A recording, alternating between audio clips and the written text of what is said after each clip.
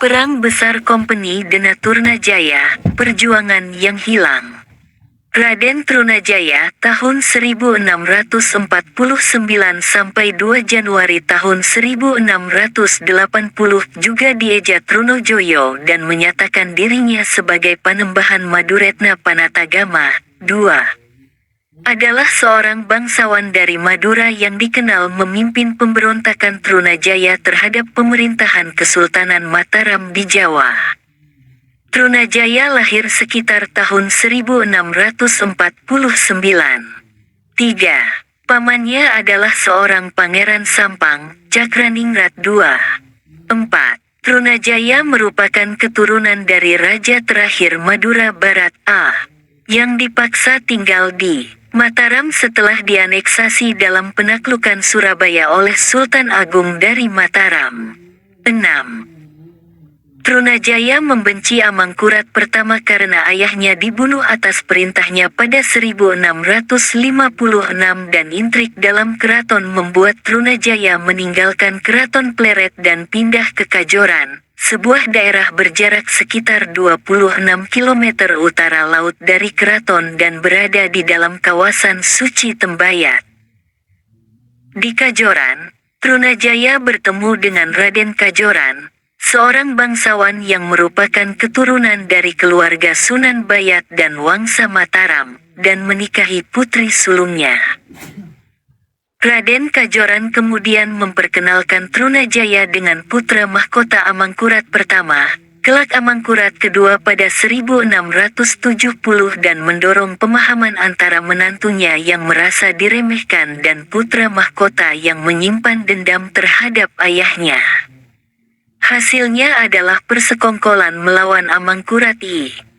Pada 1674, Trunajaya memimpin pemberontakan terhadap Raja Mataram Amangkurat pertama dan Amangkurat kedua dengan dukungan dari para pejuang asal Makassar yang dipimpin oleh Karaeng Galesong. 7. Pemberontakan bergerak cepat dan ibu kota Mataram Keraton Pleret berhasil direbut pada pertengahan 1677.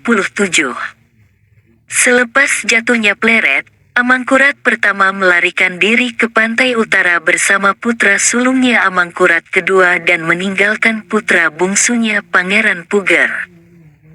Karena tampak lebih tertarik pada keuntungan dan balas dendam daripada menjalankan kerajaan yang sedang direbut, pemberontak Trunajaya menjarah keraton dan mundur ke bentengnya di Kediri, meninggalkan Pangeran Puger menguasai keraton yang lemah. Ketika dalam perjalanan menuju Batavia meminta perlindungan VOC, Amangkurat pertama meninggal dunia di Tegal. Amangkurat kedua kemudian naik menjadi Raja Mataram menggantikan ayahnya. 7.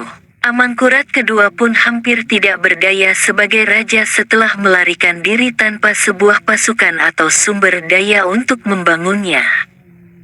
Sebagai upaya untuk mendapatkan kerajaannya kembali, ia membuat konsesi kepada VOC. Ia berjanji akan memberikan Semarang jika VOC membantu ia untuk menumpas pemberontakan. VOC setuju, karena bagi mereka, sebuah Kesultanan Mataram yang stabil yang sangat berutang budi kepada mereka akan membantu memastikan kelanjutan perdagangan dengan syarat-syarat yang menguntungkan. Pasukan VOC terdiri dari pasukan bersenjata ringan dari Makassar dan Ambon, di samping tentara Eropa yang dipersenjatai lengkap, pertama kali mengalahkan Trunajaya di Kediri pada November tahun 1678. Trunajaya sendiri ditangkap pada 1679 di dekat Ngantang, Malang. Awalnya, dia diperlakukan dengan hormat sebagai tawanan komandan VOC. Takut bahwa ia akan mengakhiri persekutuan antara Mataram dengan VOC, Amangkurat kedua memutuskan untuk menikam Trunajaya dengan keris sebagai hukuman saat melakukan kunjungan seremonial ke kediaman bangsawan di sebuah desa bernama Payak, Jawa Timur, pada tanggal 2 Januari tahun 1680.